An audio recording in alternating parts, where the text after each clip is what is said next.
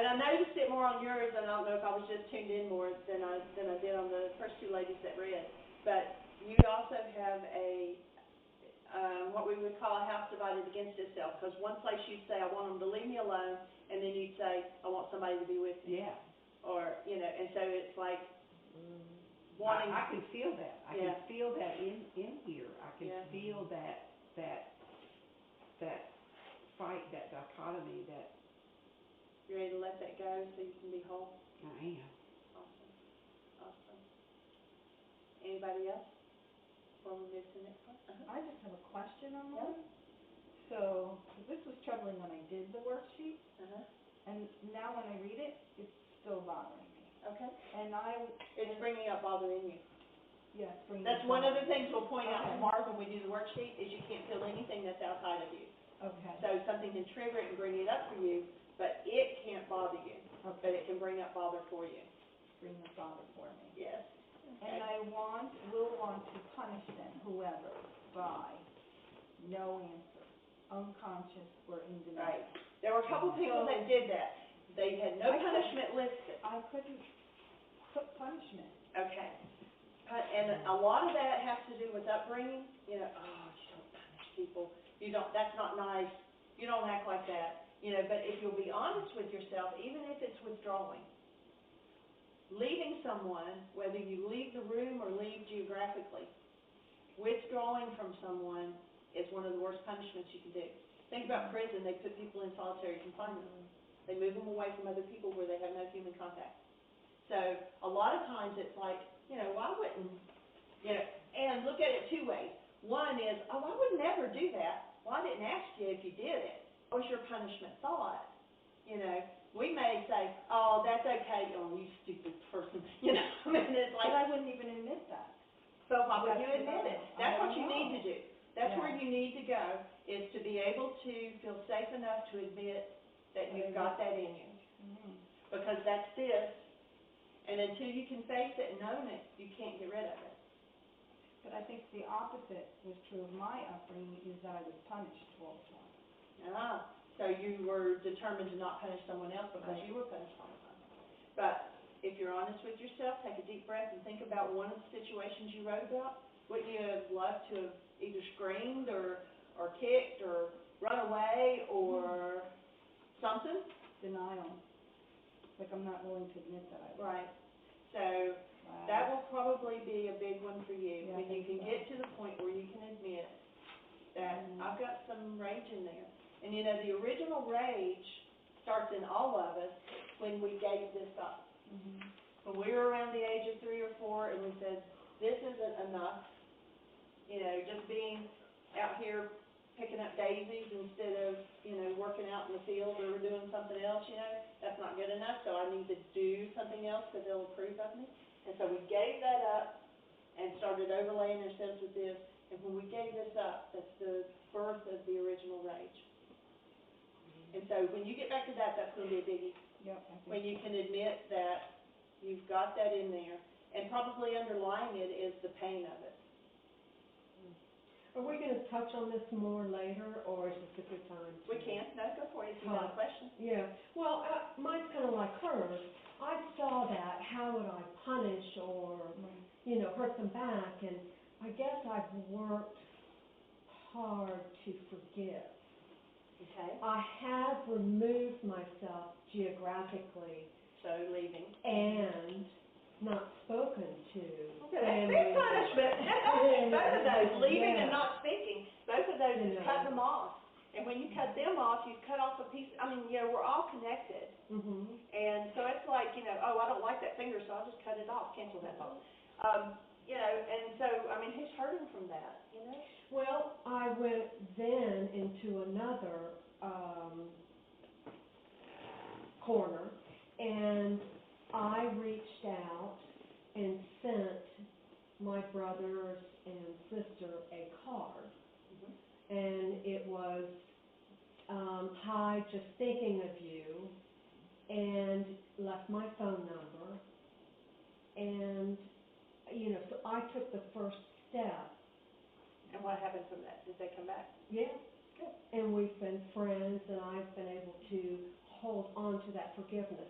Now, you were talking about your possible, I don't like to say things because it gives it energy to live. But if it's in there, it's already got energy. I'm curious. You know, that's like me saying, you know, that she gave me that proclamation that I had, you know, breast cancer. Well, I'm going to think, no, I'm perfectly healthy, I'm happy, but if deep inside there's that anger that's creating that energy of potential breast cancer.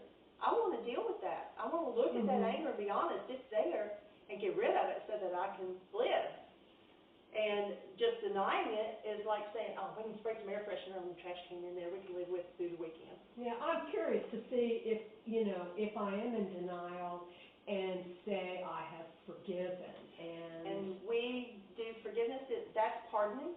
If you let them off the hook for whatever it was they did, or if you let yourself off the hook because some behavior you did was maybe off target, that's pardoning and that's not forgiveness. And so we're going to do forgiveness tomorrow. Yeah. To me, forgiveness is, you forgive that action from either person, but you forgive, but you don't forget and you protect.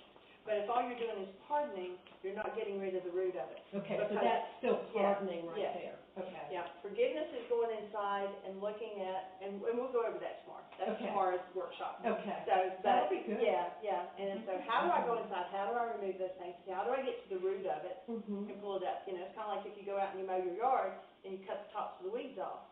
But if you don't get down and pull the roots up, they're just going to come right back. Yeah, gotcha. You know. So this is about getting down and getting those roots out. So, and some of them are not our own. Some is genetic. You know, like the basis of my book that I'm writing is based on something I saw in a breath session that is a genetic thing. And it's come up, and now it's my turn to heal it. And I can either heal it so my children don't have to go through it, or, you know, I mean, somewhere along the way, somebody's got to step up and say, I'm big enough, I'm going to look at this. And so that's what we're going to do. What happens is those crystals dissolve and they release their contents. Now that'll be emotions, thoughts, and the drug that you use to suppress it. They're all held in the crystals that they release. That's all that like arthritis and things like that are, is crystals in your joints. And so different people store those kind of things in different places in their body. So where you have aches and pains, that's a place to pay attention to. Somebody mentioned Louise Hay when we were outside. And she's right on target on a lot of things. I really like her when I start, you know, something starts hurting or whatever, I will look to, okay, what does she say? What's that? And, you know, it's things like, and we were talking about having the pain in the hip area, and most women have that. And part of that, it could be, like, I know part of mine is around sexual abuse. But it can also be about moving forward, because that's the part of the body that references moving forward. If your knees are hurting, it's that you're not getting your needs met.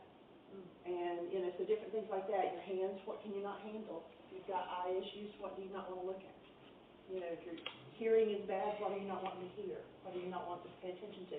So your body is speaking to you, and we just need to tune in and listen to it, and that's why I think the yoga was really good this morning and tapping into that. So, anyway, it stores in those crystals, and that's what happens a lot of times when people have been, like, say, you know, they were an alcoholic and they've been dry for 30 years. And then they start doing things and get more and more vital, and all of a sudden they fall off the wagon. Well, part of that is that they've got more vital. You know, we listed the things, you know, have you been doing more of the right things? Have you hit a new level of vitality? You know, what's your elimination? And the last thing is craving that drug. Well, the crystals, when they melt and they release the alcohol that was used, then all that person can think of is alcohol. And so they go drink. If they realized that they were going through a healing crisis and what was happening, you know, they could probably, you know, handle it, deal with it a little better, and look at it a little differently than it just being in their face.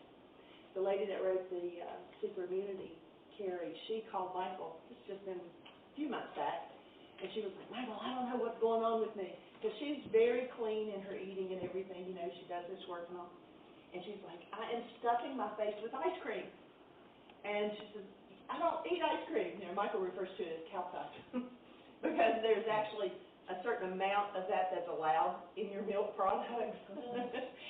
But the company I worked for before the pharmaceutical company, one of my customers was Domino Sugar, and I'll never forget when I went to visit their plant. and they were showing how, the cane, you could see it going up the conveyor belt, it's going into the grinder and all this. And they actually admitted that, there's so many snakes that goes up with the cane, and there's so much meat that's allowed in your sugar before it's considered contaminated. So anything that's processed, you can expect that kind of stuff is in there. But anyway, I don't know how I got off on that one. But I'm glad you did. But she was saying, all she could think of was eating ice cream. And she says, and I don't do that. And so Michael was processing with her, well, what are you going through? What are you dealing with?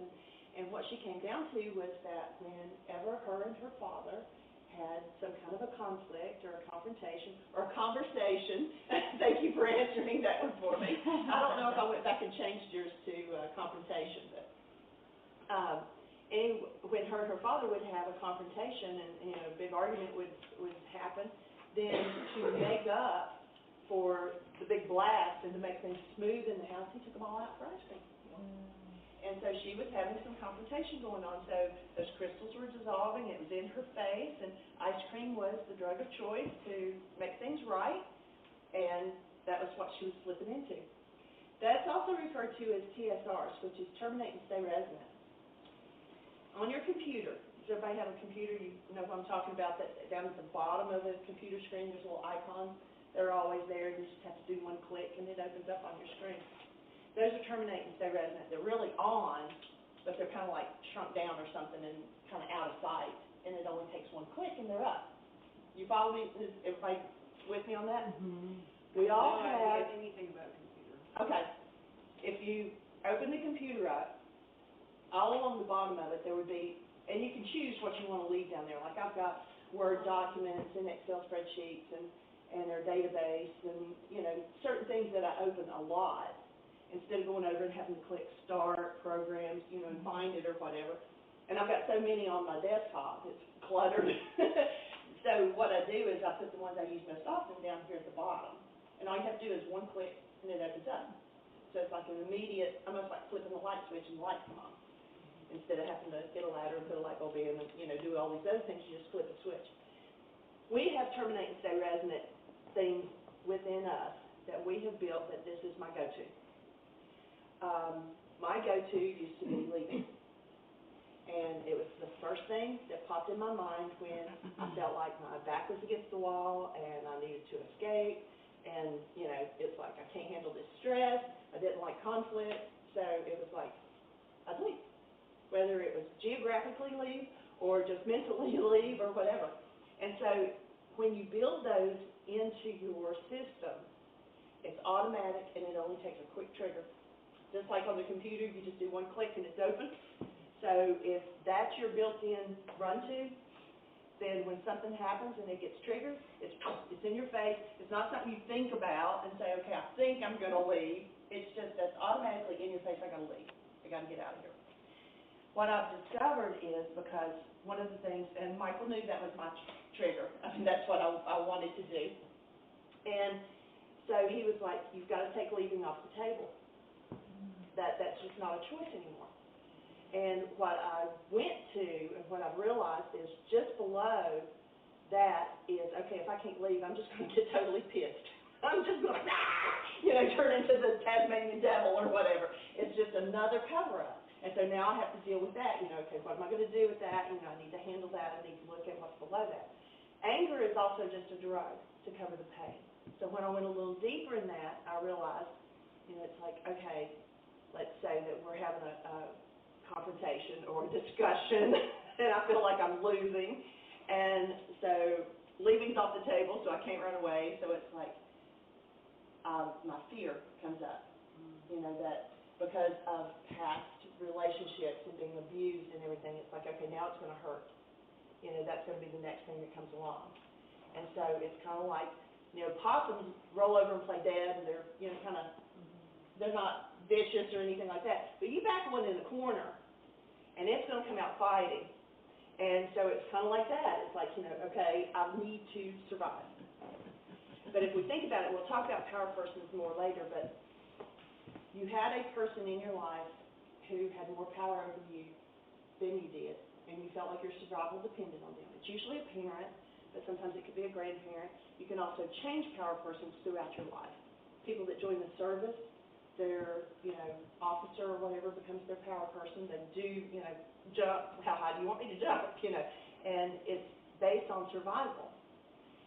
And so what we'll do is we will end up, when there's no stress, okay, let's say, my life was going along good as a teenager, and Mom was my power person, and so I was just a good little girl. I did what was expected of me, didn't cuss, and of course we weren't allowed to do things like go to movies and dances and stuff. I mean, it was just, I was raised super strict.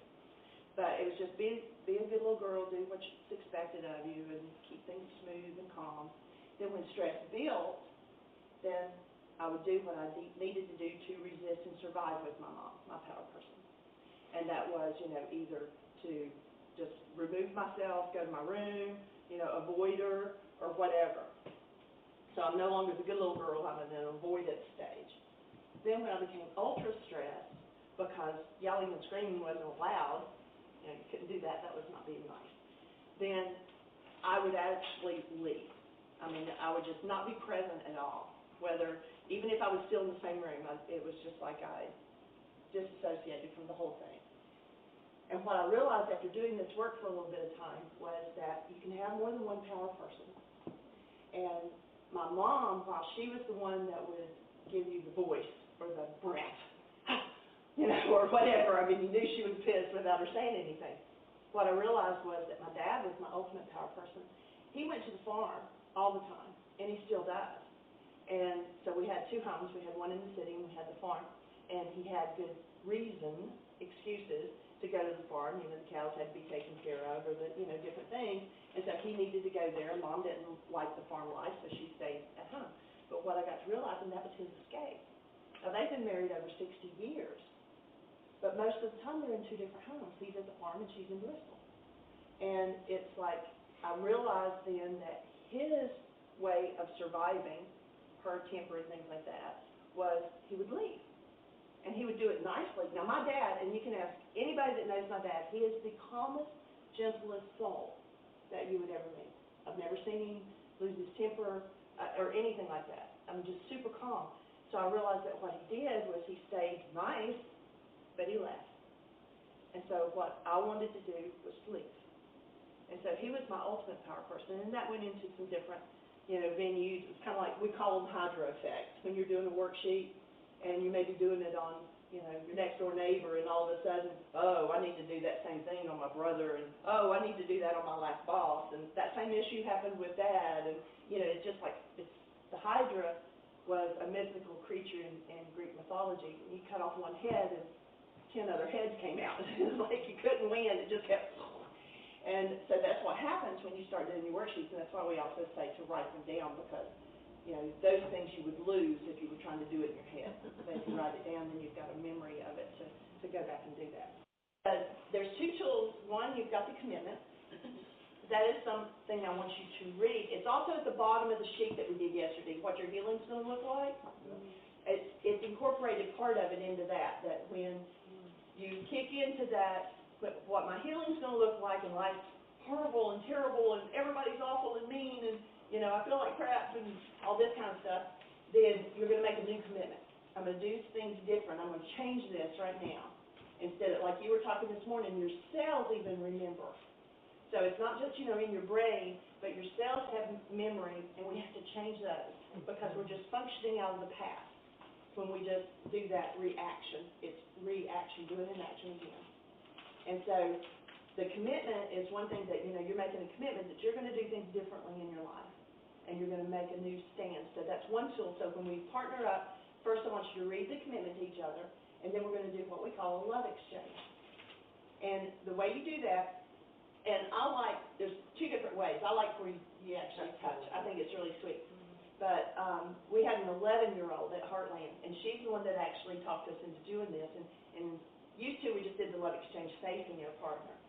And then she said, no, we got to connect. And she was actually Ari's partner.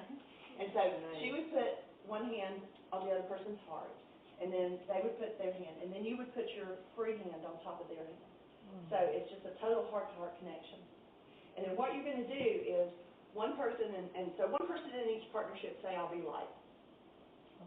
Okay, so the person that goes first, okay, everybody's going to get to send and receive, okay, and I'll tell you in a minute which one goes first on sending.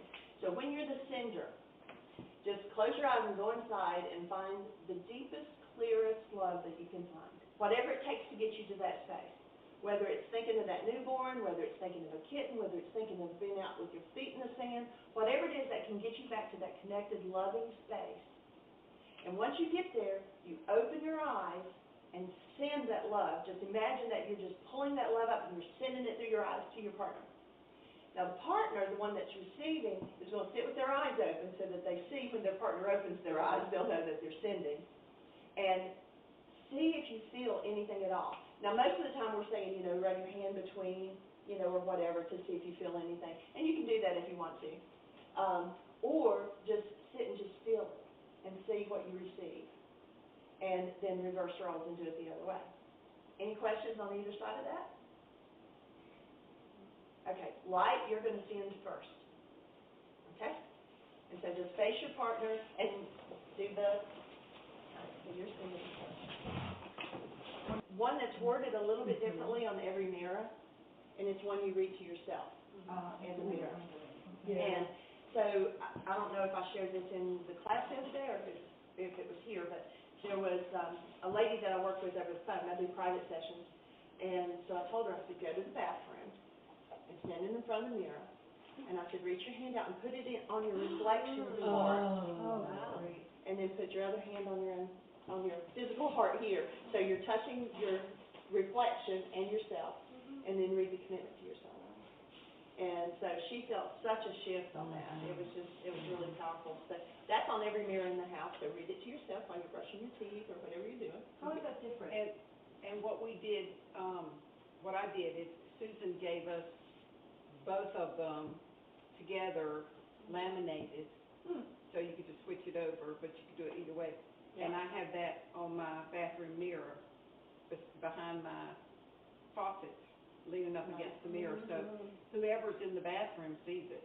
That's awesome. And, you don't... It's laminated, so it's protected. It's protected from the water, and, so everybody sees it and gets that energy from it, whether they actually read it or not. Right. But I read it because the mirror's right there, so you can just read it to yourself. Right. Awesome. Tell me what you told me yesterday. I had it down as this way. My commitment to you. And I had that one facing up. And I got mad at my husband, so I turned it around to my commitment to me. Okay, a little bit of worksheet material. I did some worksheets on that one. How are the words different? It's where this is, I promise to trust you enough to tell you the truth, and I promise to trust myself enough. Okay. And, because what you'll find is in a lot of things, like especially, we're going to do the worksheet here in a few minutes, the forgiveness worksheet. And one of the things is, when you get down to the bottom, if you're familiar with the worksheet, it says, when have I never done this? And so a lot of times, you've got a goal for someone, I want them to, treat me lovingly. Well, how many times in your life do you not treat you lovingly? Or I want them to trust me. Well, how many times do you not trust yourself? Or your own thoughts, or your own opinions, So you got to bring it back. That's what we're accusing another person of not giving us. We're not giving ourselves either. And so, so first of all, take your spring that you got. Take it between your fingers and push it down.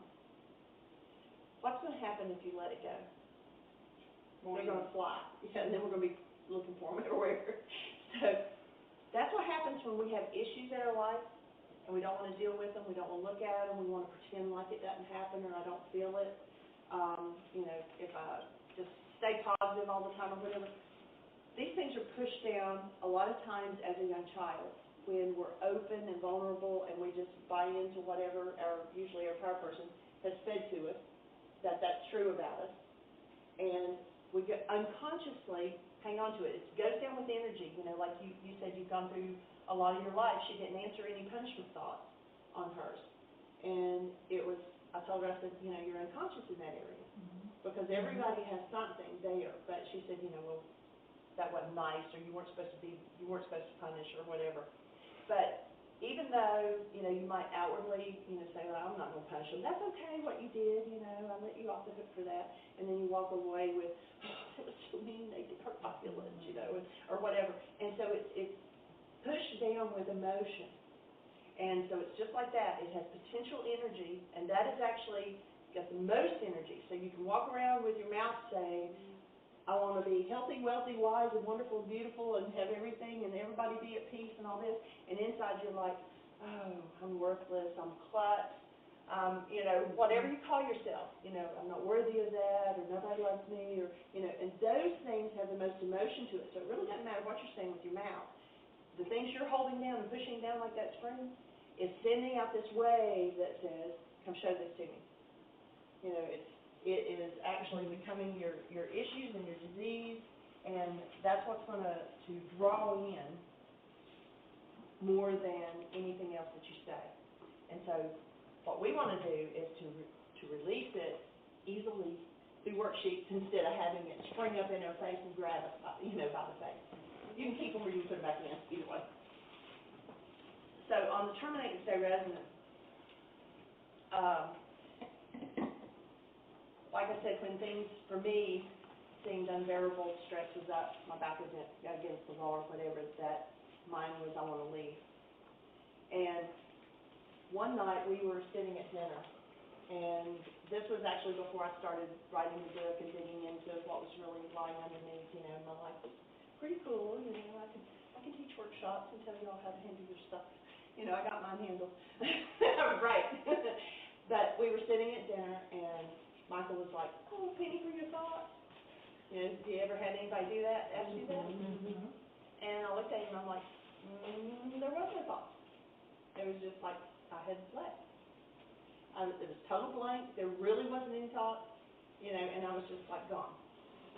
And so we got to looking at that, and at that time I was working with a book called Courage to Heal. And it's written by two women, Helen Bass and Laura Davis. Yes, thank you. And it's an awesome workbook if you've got any kind of physical, mental abuse that you've gone through, to work through that workbook. It really brings out some good points. There's some things I don't agree with her on, but overall it really took me to another level working with that. But anyway, so I was working with that, and then we got to talking and processing about it. And what we found, I'm going to go ahead and hand this out because it's easier for you to see it than for me to try to visualize it for you. Are you going to talk more about terminate? Yes, yes. And before I get away from that, you had asked me to share on the commitment thing. There was a man during one of the Healing Through Relationships, which is the tool that we use in that, and he had come up at the end when we took intermission, and he said, my wife and I are getting ready to divorce. And I said, well, take the commitment and read it to her. And he's like, it's too late. There's too much water in this bridge. And I said, well, then you don't have anything to lose. I said, take it and read it to her. And he called me about 3 weeks later, and he said, we are like on their second honeymoon. He said, no more talking of divorce. He said, we're getting along great. He said, this is just awesome. And I said, that's fabulous. I said, when you read the commitment to her, does she read it to you? And he kind of stuttered around, and he's like, she doesn't know I'm doing this. So he was like going in the back room and reading it to maybe her picture or something. And it totally shifted. We're all energy. And so, when we were doing that love exchange, did you feel the energy in the room? Nancy and I were both like, whoa. It was like the whole room was moving. It wasn't just us. And another lady had been at one of the workshops, and she heard that story being told. And she taught this in the Spanish community, and she was working with a lady one-on-one whose son, when he lived at home, and then when he got married, he left, and she hadn't seen him for 10 years or heard from him. It was like he just vanished out of her life. And so Nene shared the story I just shared with you, with this lady. And so she went home and started reading the commitment to her son's picture. And in 3 days, he knocked on her door. It's when a person, we send out this signal, I'm holding this energy of fear. You need to come show me what I'm afraid of so that I can deal with it. And that person comes, and maybe they're a really angry, hostile person. And they show us their fear, but we're like, I didn't feel this till you came around.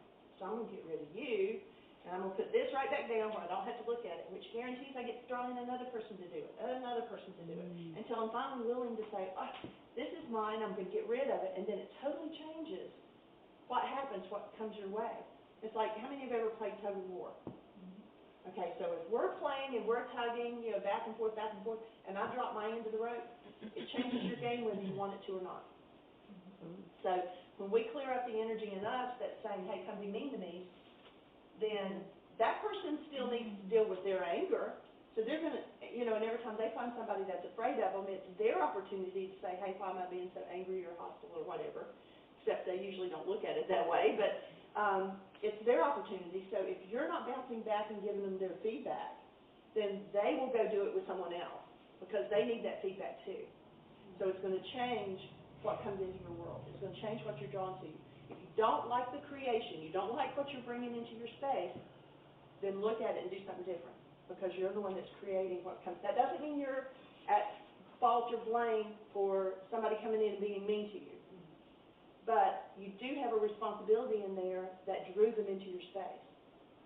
And cleaning that up, and that may still mean holding them accountable for their behavior that was off target. It doesn't mean you're letting the other person off the hook because, I'm a fearful person, I need to deal with my fear, and just let the angry person off the hook. No, they maybe need to be held accountable, especially if they were abusive. It might even require calling the cops or something.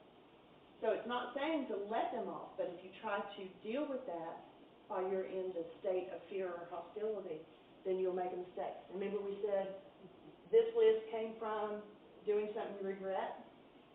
So when that is active, we don't have our full senses. It's like having blinders on, and we can't see it. So anyway, on the terminate and stay resonant, what we realized was that one of my things was to actually totally withdraw. It's like my spirit or my soul left my body and was hanging out in the room observing or something. And that's a way of being able to handle the situation without actually feeling the full impact of whatever's going on. So what Michael and I started doing was when that would come up, instead of him saying a penny for your thoughts, would be to help me look, okay, you just checked out, what just happened? It wasn't at that moment we were trying to dig down in and find the root of it or whatever, but to recognize the triggers. Did the lights just dim? Or did a certain build of a person just walk by? Or did the music shift? Or something happened to trigger it? And to start looking at that so I could be aware of the triggers. Because, just like realizing that my TSR is to leave, to be aware when that comes up, oh, something just triggered my leaving. And they show up. So when they show up, if we don't do the forgiveness work at that time, we don't let go of the fear at that time, what we will do is hook our fear into our image of the other person. And there's file folders, okay? Like if you've been to the workshops, you've heard Michael say, don't think about a purple alligator. Now, you've got files on colors, so you know what purple is. You've got files on animals, so you know what an alligator is. But you probably never tied purple and alligator together. But now, you come to class tomorrow and I say, don't think about purple. What are you going to say? Because they're linked. They're actually chemically linked in your brain. It's kind of like if you think of your filing cabinet. I have manila file folders about the car. And so all of the car stuff, whether it's insurance, new tires, the mechanical work that's been done on it, whatever, all about the car, so they're all in one file. And then things about the condo, they're in insurance or, whatever. And so we link them together. So when they're linked together, just like I said, don't think about purple and then alligator pops. Same thing on this chart. Anything in this chart that gets triggered, because you can see the lines, they're all linked, everything's linked together one way or the other. So if, say, at the time of the rape that a certain song was playing, or the lights went out, or the person popped out of the door and I wasn't expecting them to be there and they startled me, then that gets linked to the event. It gets linked to my thoughts around it, the guilt, the blame, the denial, the physical abuse, everything else. It's all linked together. So now I'm going through life and I don't hear, say, Michael coming in the door and all of a sudden he's there and I'm startled. Okay, all of these files at some level will pop because they're all linked together. Even though that was a totally innocent event, I just didn't hear him come in, but it was that startle effect, and that was the same thing that happened when the abuse effect happened. Then all of these file folders now pop out. And at some level, even if I just take a deep breath and go, oh, I didn't hear you come in. If I don't work on it right then, I've just added a little more energy to that event, push that spring down just a little bit more.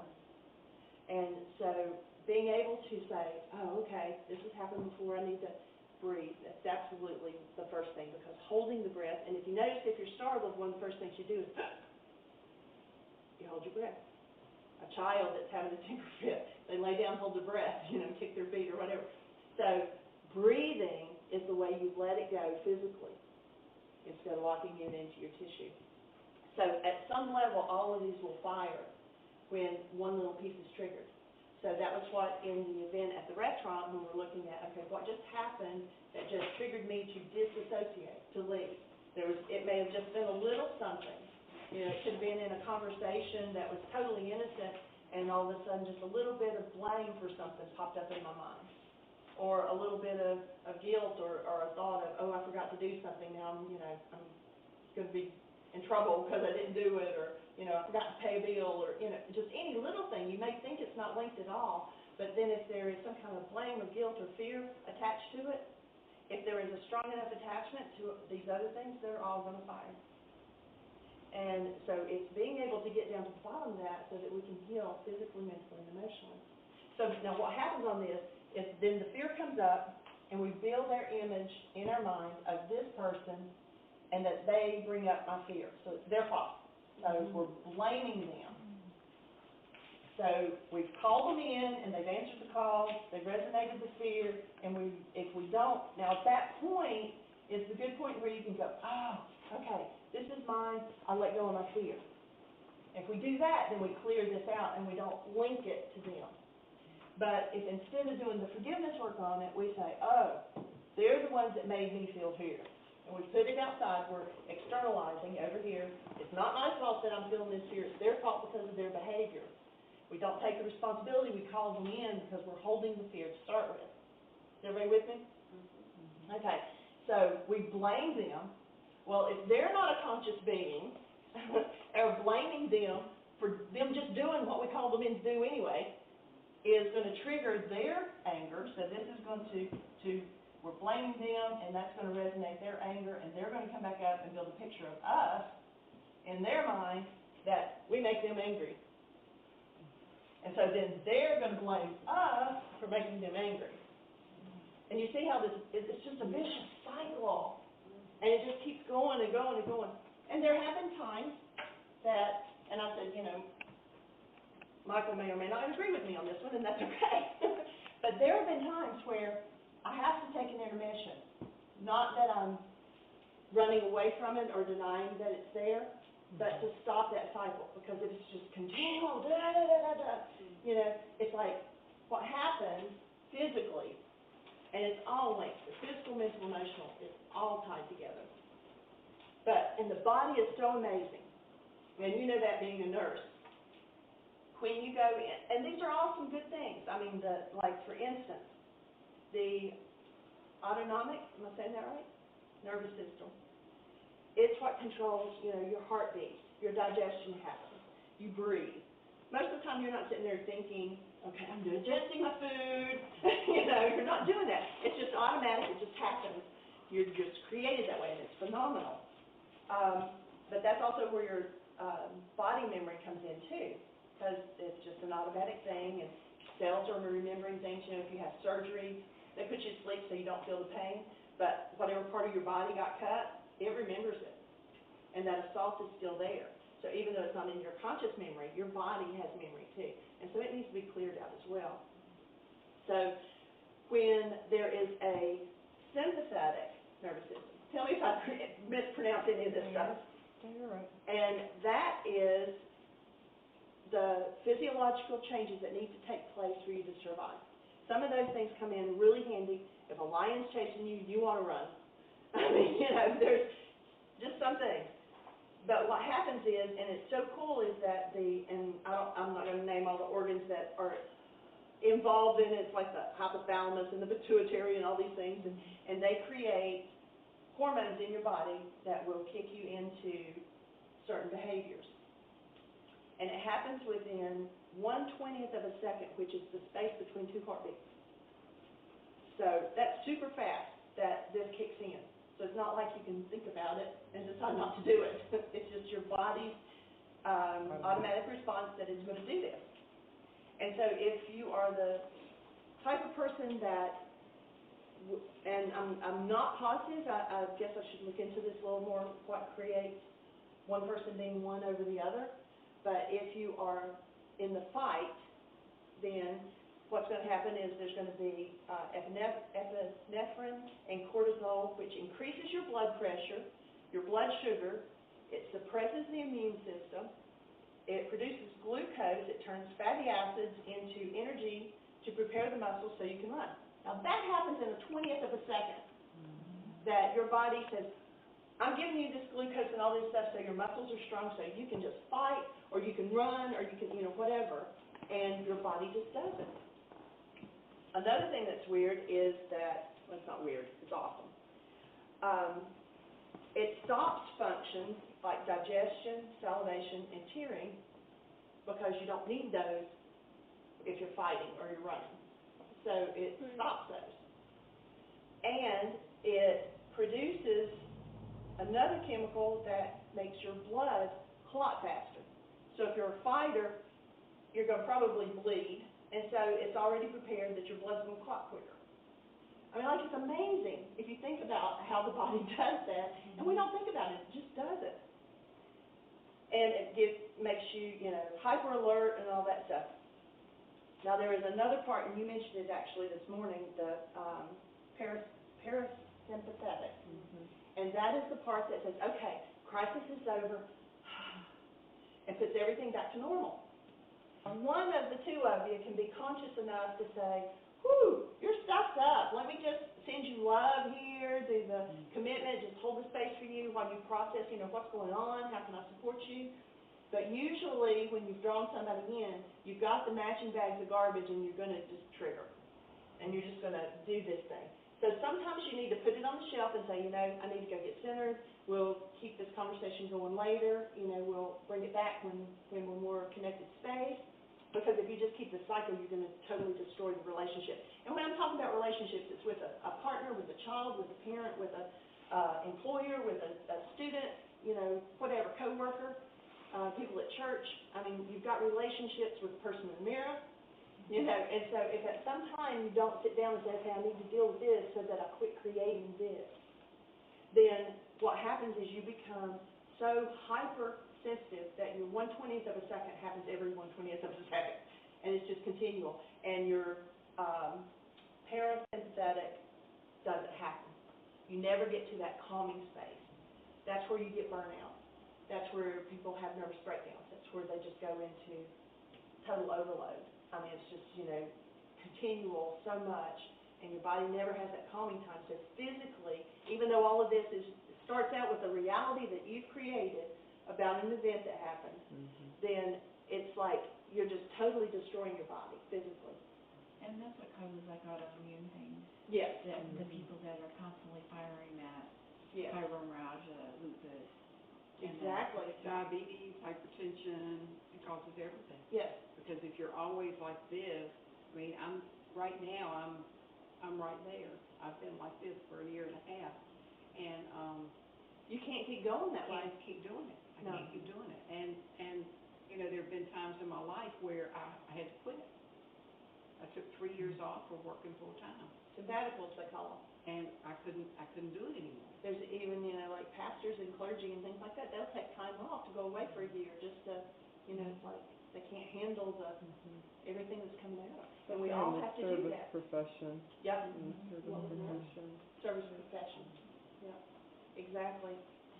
Now the third one, the fight and the flight, you hear a lot of, and what you don't hear a lot of is the freeze. And that's like I was talking earlier, like a possum. What it does is it freezes. And that is when you're at a point where, as long as you're in the fight or the flight, it's like I can either fight and win, or I can flee, you know, and I can make it and get to safety. But if you're at the point where it's hopeless, and I can't get out of here, you go into the freeze. And so that, when that happens, the way the body responds to that, it sends out, it's the same neurotransmitters, but it sends out endorphins and hormones and painkillers, so that, you know, okay, I'm just going to freeze, I'm just going to lay here, I'm going to take it. So your body sends out these painkillers and things into your body so that you can survive the assault. You know, and I'm using it almost like, because I am talking about the physical abuse, but it can even be just a mental assault, that the same thing happens, and you just freeze, and it's just like, okay, take it. You know, and it allows it, like a possum, you know, they simulate death. I mean, it's just, you know, and that's when you disassociate, when you leave the body or whatever. Most people, when they do that, they come out of it, sometimes coming out shaking, but they come out without the memory. It's like blocking it off, being unconscious about whatever it was that happened, and it's a way of, if I don't remember it, you know, if I don't have to look at it and I don't remember it, then it didn't happen to me, and I can go on with life.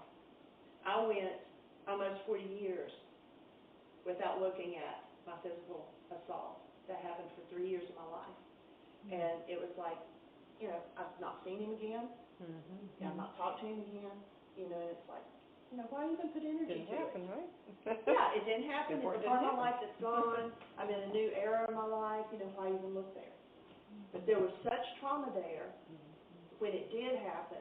And when I finally started dealing with it, my body started releasing what it was holding on to and went into tremendous hip pain.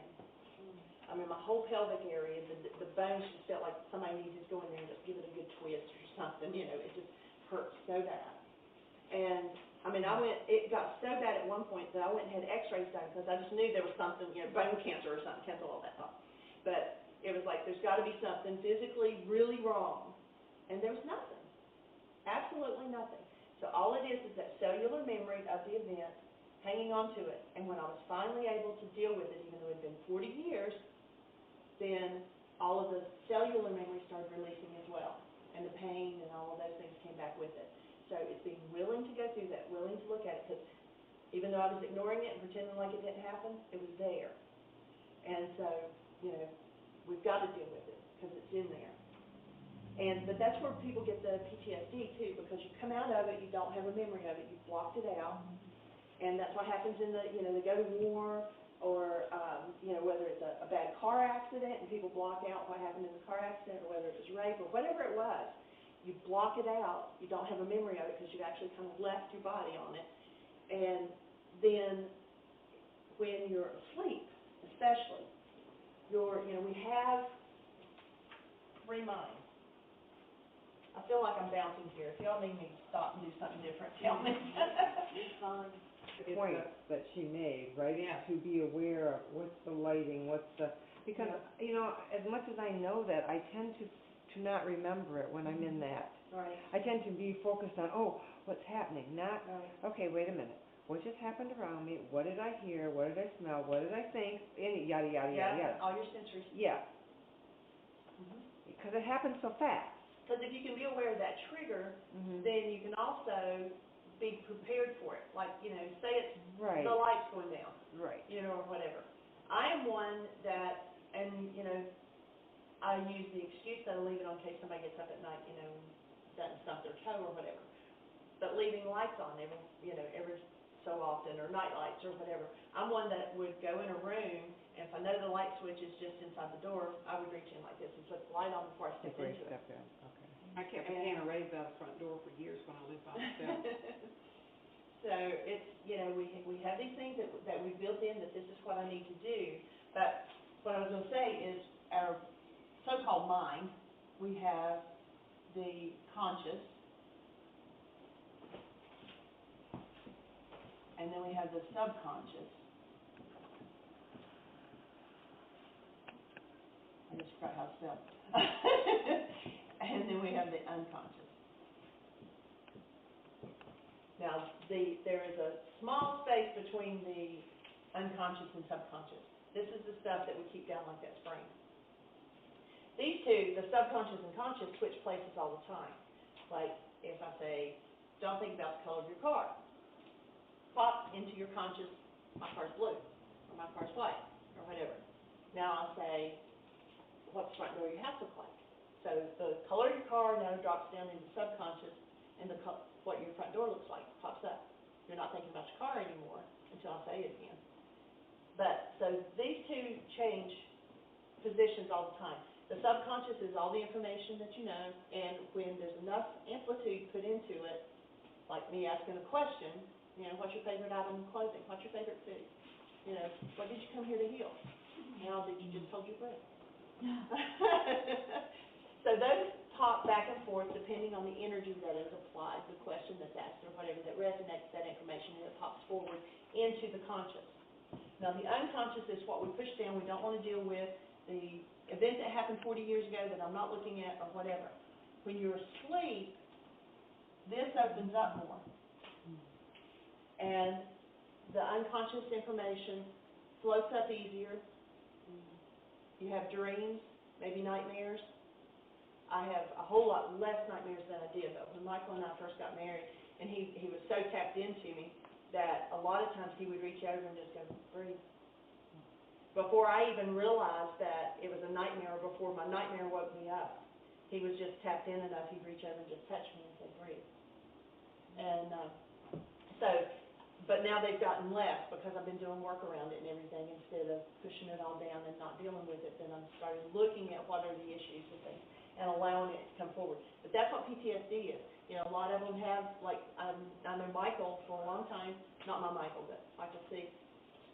He and his wife couldn't sleep in the same bed because he would go into full-blown PTSD during the night, having nightmares, and he's liable to hit her or choke her or something. And of course he didn't mean to. He'd be back in the war or whatever. And so they would sleep in different beds, and now he's been doing enough work that they're back in the same bed again, So it's being able to get in here and to look at it, because we're carrying it around and just saying, I don't want to go there, I don't want to look at it, isn't going to make it go away. And it's going to impact the physical, mental, and emotional of our life. And so we want to get in there, but that's what PTSD is. It's those unconscious things popping up when they're triggered, and you put enough energy in there, enough things that are on that sheet that I handed out get popped, and then the whole blown thing comes forward. So 4 things will happen when you start doing your work. If the other members of your family, whether it's a spouse or whoever, doesn't, 1 of 4 things will happen. First thing is, they will be like, wow, I really like what you're doing, what you've got, I like the changes I'm seeing, and I want something. And that's, of course, the ideal. Second thing is, it looks really good on you, I support you doing it, I don't want it, which sounds like kind of where you are, and that's up to you individually, and I know a lot of couples that they're okay with that. He's okay with her going forward and learning and doing and, being, doing the spiritual work or whatever, and she's okay that he doesn't do it. And so they're at that point, and it's a mutual agreement, it's fine. And so a lot of times they'll say, it looks good on you, I support you keeping on doing it, but I don't want it. Third thing is, they'll be so pissed because now you're not controllable. Because when you start uncovering these things and start doing your work, then the hold that the world has on you lessens and lessens, and you're not controllable.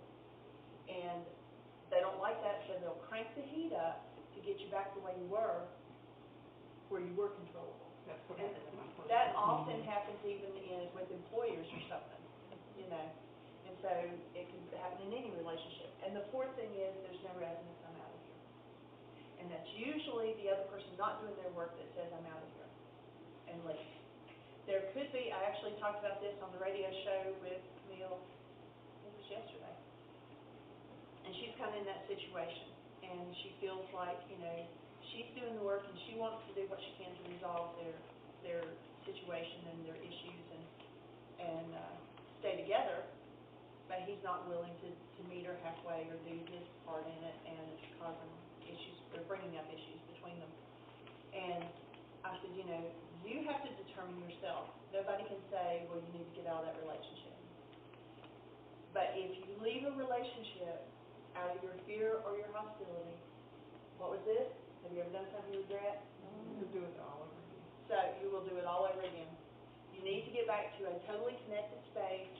You know, I've seen couples where they're, you know, friends, and they're like, you know, I love you, and I bless you, and I wish this would work out between us, but it's not going to. I'm going this way, you're going that way, and they part friends, and everything's okay. That's what we did.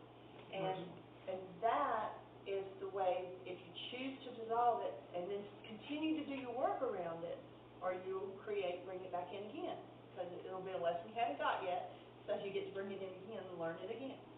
But if you just say, you know, you're not doing your part, and then you're in this side, and then you split, and you'll do something you regret, and it won't be a happy ending. Okay? There's also a thing called, and I'm throwing all these things out because I'm getting ready to do the worksheet, and so I want some things stirring. Wake up sheet. Wake up sheet, yes, thank you very much.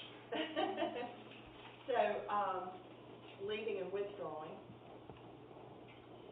being mine, was, I call it pain by choice. Because if someone else leaves, and it brings up hurt, and, oh, they left me, and I can't control this, and I can't do it because they're the ones that left. But if I leave, then I'm in control of how much it hurts. The same thing with a twist of people cutting. I've worked with a lot of people who cut.